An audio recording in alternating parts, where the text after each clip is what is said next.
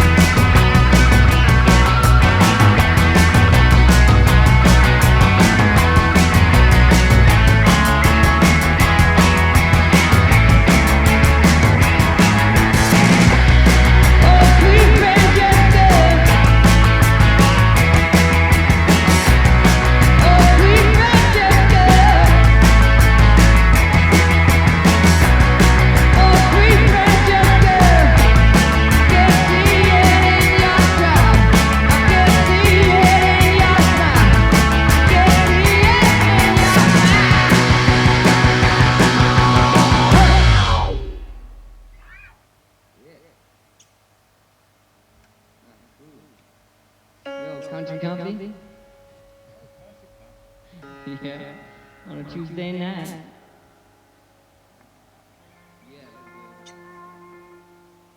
Right, Skyrocket.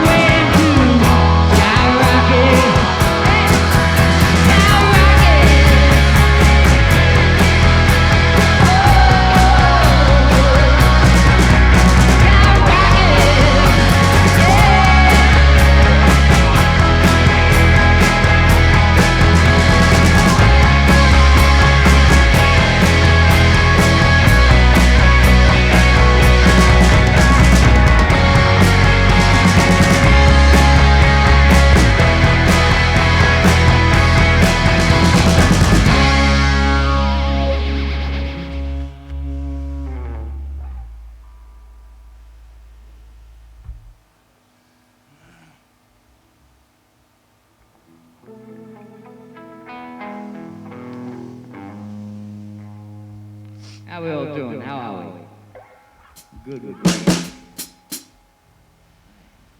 Yeah.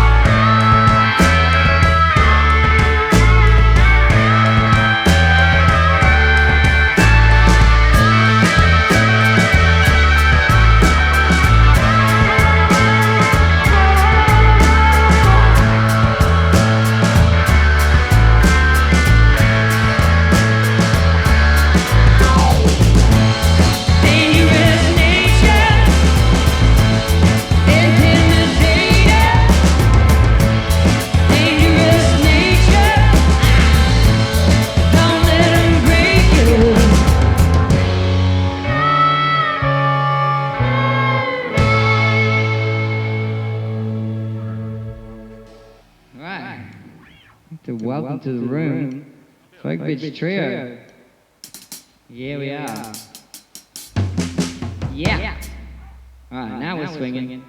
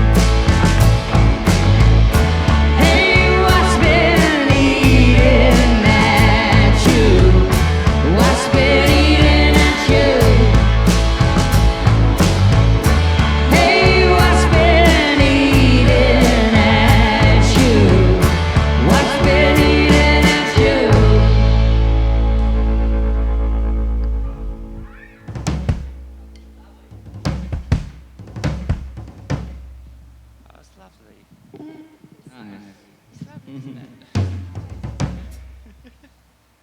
right, Bittersweet Demons, title track. Let's give it a crack.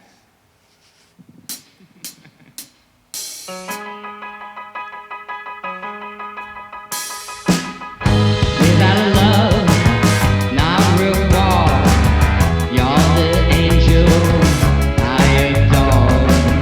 Lying eyes through the eyes of the ones left behind. Fall apart, start again, self-destruction. It's hard to shake. Gone one with your bitter, sweet demons today. Lavender in your hair, wearing plain pants with a master plan. A laugh that would outlast our lifetimes. But with an hourglass, you spent your time like this with so many. And I found that I may not ever meet her, but I feel like I have already in spirit. Live out of love, not reward. You're the angel I adore. Lying eyes through the eyes of the ones left behind. Fall apart, start again, self-destruction. It's hard to shake. Come on with your bitter, sweet demons today. Another bad weekend. Everyone goes home, but we ain't sleeping. Y'all changing in season. Y'all healthy, been reading. It's always a thrill to be with you, and I would kill to have one more moment to hold on, but it's gone, yet not forgotten. You gotta tell yourself it's all okay. Don't ever turn astray. You gotta tell yourself it's all okay. In the middle of the night when you lay awake.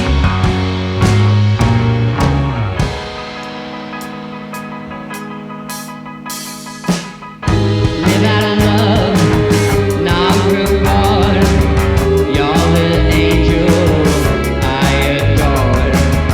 Lying eyes through the eyes of the ones left behind. Fall apart, start again, self-destruction. It's hard to shake. Come on with your bitter, sweet demons today. Yay! Woo! Bloody brilliant, everyone. Alright, time for a bit of blue eye.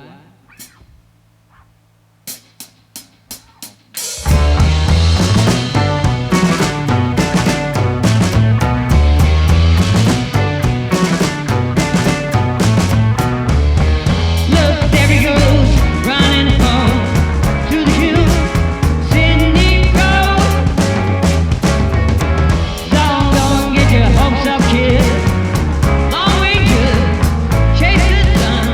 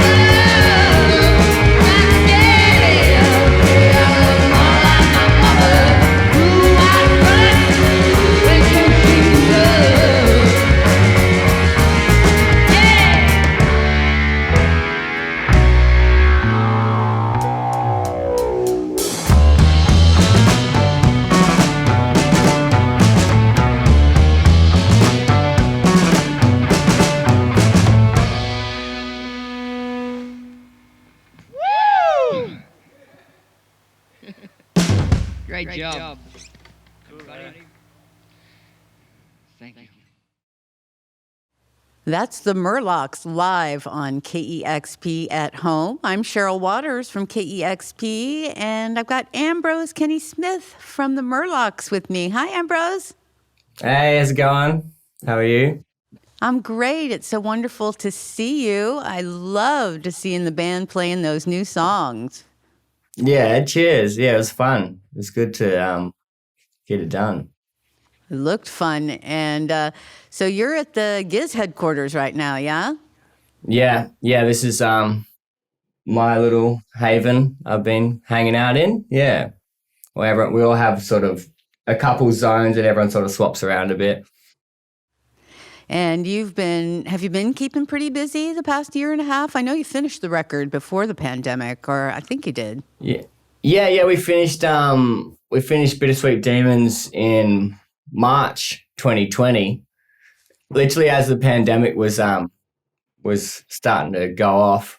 I was at home and John Lee, who I mixed the album with, he mixed it. He was just like 5 kilometers down the road, but we had to do everything over the internet. So, but I was stoked with the outcome. He did an amazing job on it. And then it was mastered, and then we just sort of sat on it for a bit, waiting and wondering when was a good time to put it out.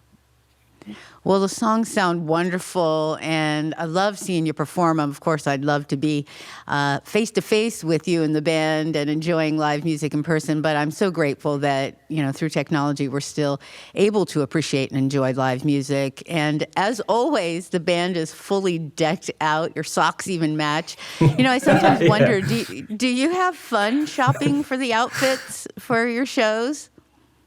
Yeah, I like doing a little wardrobe montage now and again. It's just a fun way to spice things up a bit. I guess we've been doing it for so long, so it's nice to sort of get into a costume or something and sort of get you in the zone a bit.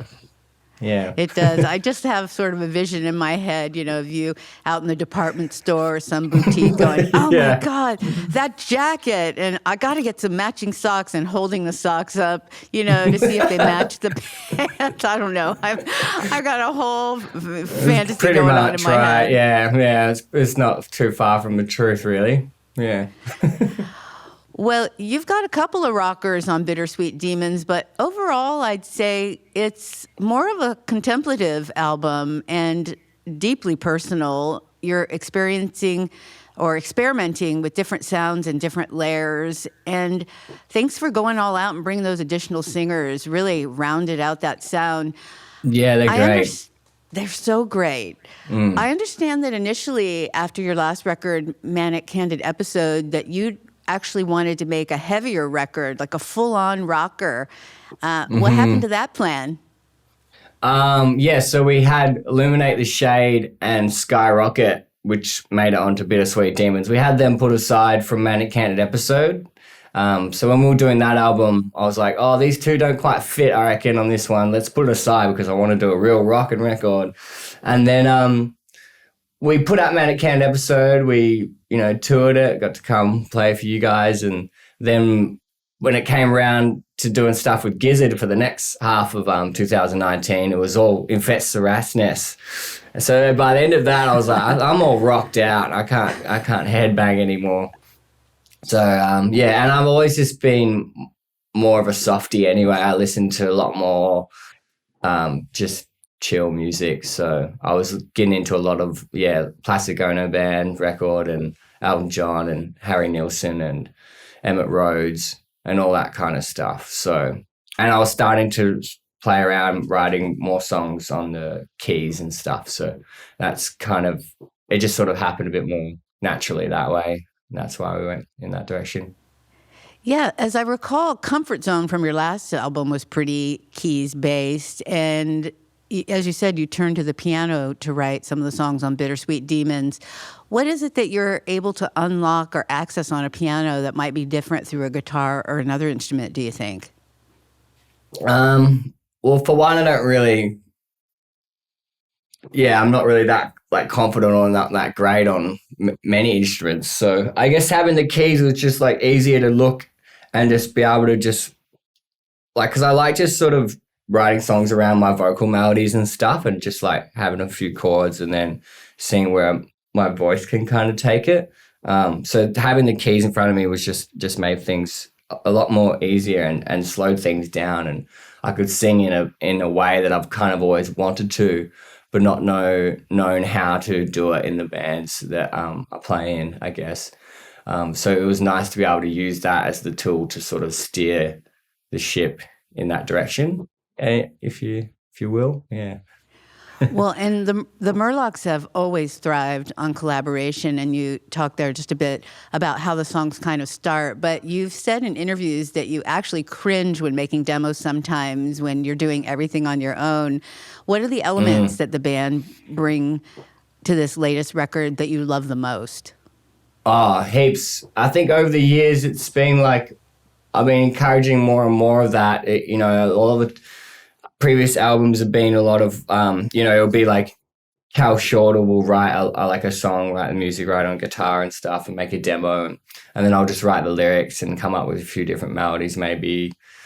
But yeah, this record, Bittersweet Demons, was really nice because it sort of Matt Blach wrote like Eating at You. He wrote the tune for that, and Tim Karmouche wrote Francesca and Misinterpreted. Wrote the music for that, which was nice for him because ever since he's got in the band, I've always wanted him to write more. So I feel like that album was a good chance for him to like pull out some numbers. And Craig wrote No Self-Control, which is probably one of my favorites off the record. And then, I always write the lyrics and stuff. So I've always encouraged that because I feel like I'm at my best when I'm sort of just focusing on the lyrics more, because we move so fast in both bands in a way, King Gizzard and the Murlocs. So a lot of the time there's definitely lyrics that I regret or cringe over a bit because I just think back to how rushed it was, and I was literally wrote it in like an hour or something. So I've been way more into the vibe, like, trying to juggle both projects. It's been nice to sort of let down the reins a bit. Like Bittersweet Demons was probably like, 60, 70% or more of my sort of songs written on keys and whatnot. And then, there's a few here and there from the rest of the guys. But it's nice now. Like we're working on new stuff now, and, we've done another whole other album and we're starting a new one. It's just all those guys are just sending me songs, which is great. So I'm being able to, focus more on lyrics and stuff, which has been good. Well, you've said that lyrically the songs are based on your own personal experiences growing up around the city and country and the coast of Victoria, and you've titled it Bittersweet Demons. What made you want to take a more personal approach in your lyrics now? Because you've always been a storyteller. Yeah, I've always, I guess like I wanted to try and push that as far as I could into just being like, all right, I'm going to go so personal that I'm going to base the whole song like that bases the whole record of Bittersweet Demons, which is about my friend Keegan who passed away when I was touring the States. So I was like, if I'm going to go down that road, I might as well just start talking about some other things to get some stuff off my chest, like use it as my own therapy. So I kind of just dove into that, and there's songs about my mum, my dad, and their relationship, and then there's songs about, friends that I don't really see around anymore, or like, different sort of parts of where I grew up. And, there's like song like Dangerous Nature sort of highlights a few different Geelong suburbs where a bunch of the band, a bunch of us Murlocs guys grew up, and there's a few sort of suspects that are referenced in that one. So it's kind of, in broad terms, it's sort of just, it highlights different stages of growing up throughout Victoria. Wow, it sounds like people and experiences that have really left a profound imprint on your life. Have you needed to prepare emotionally to release these intimate stories to a public audience, or getting ready to perform them live?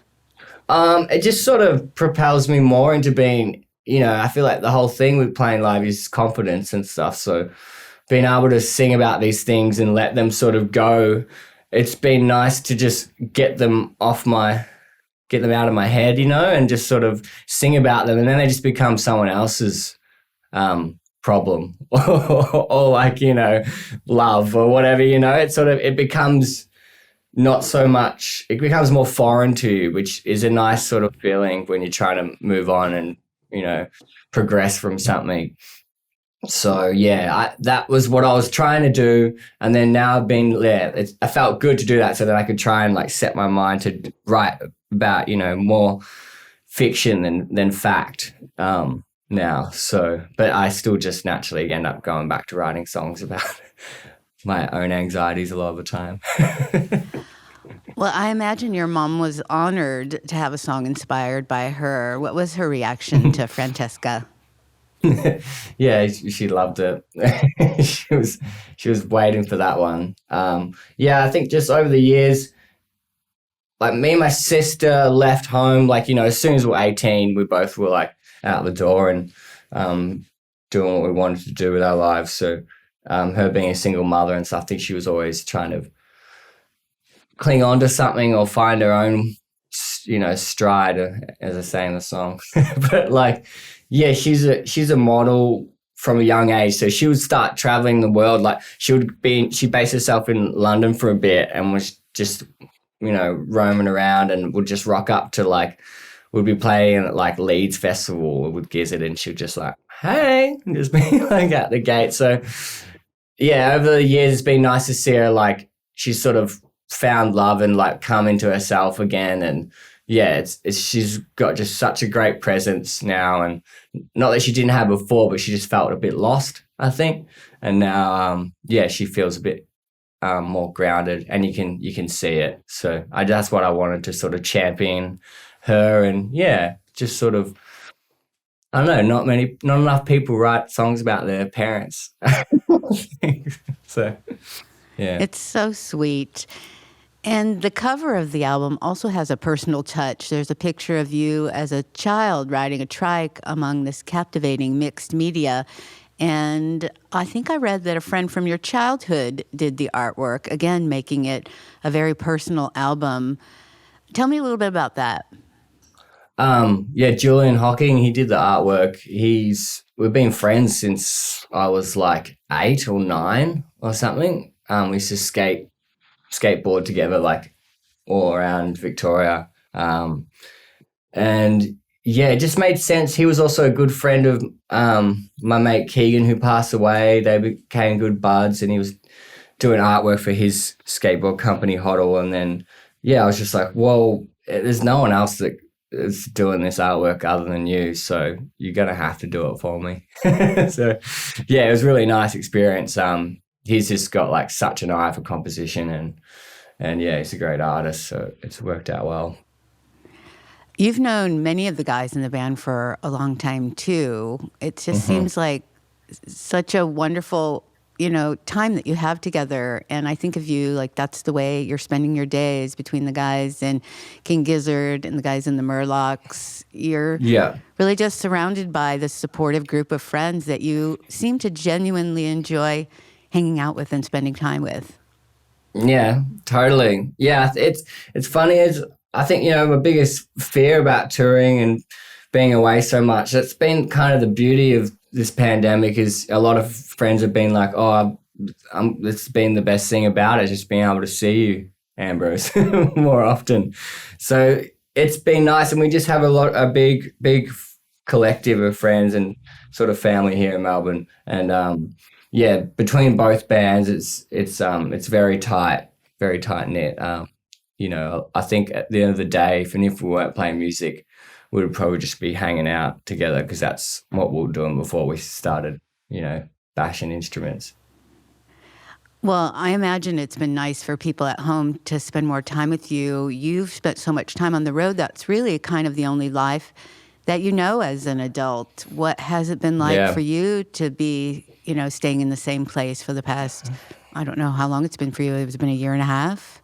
Yeah, year and a half. Yeah, it's nice. I feel like I can finally call myself a musician, sort of. It's been good in those ways. We've made a ton of music. I've been in here every day, and I've been having heaps of fun. At times it's felt forced, or or like bit like, but you just kind of got to push through because, making tunes and seeing the rest of the world get happy from it and, get something from it is an amazing feeling. It's the same feeling you get sort of as close to you're going to get to playing a live show. So yeah, we're just working away and doing that. That's all you can do really. So I've been enjoying that a lot.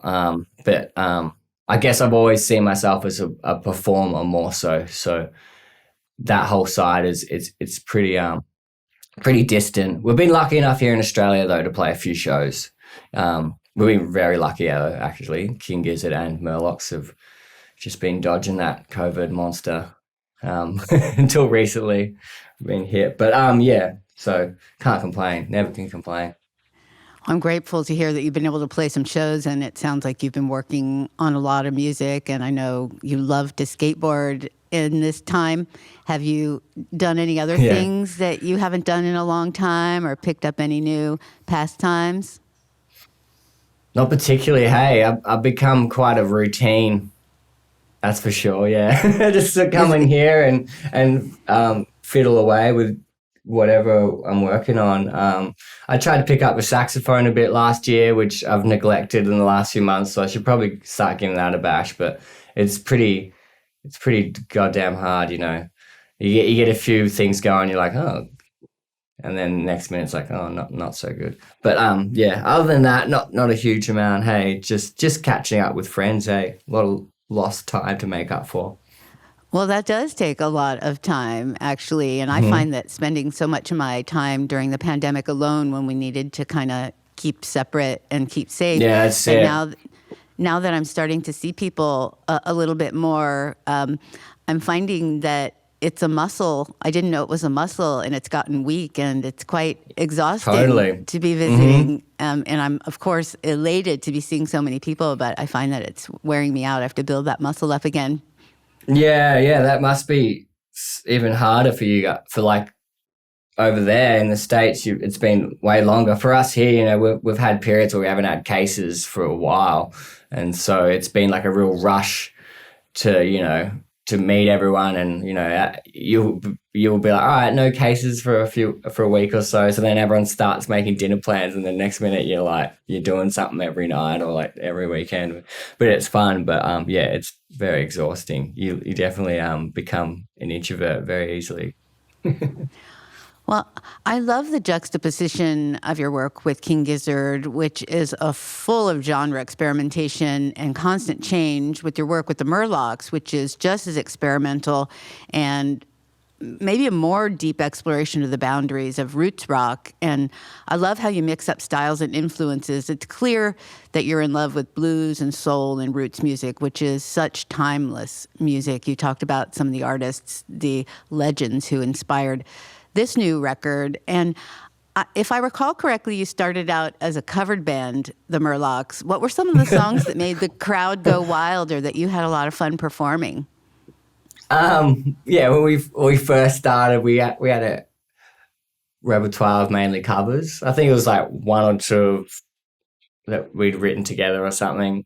But yeah, we were just naturally a bit of a just blues garage rock band, like we kind of all start to be, but that's what I was striving from the get-go with Murlocs. So I don't know, we just played like Bo Diddley and Ray Charles, and Cal loved a lot of Creedence or, stuff like that.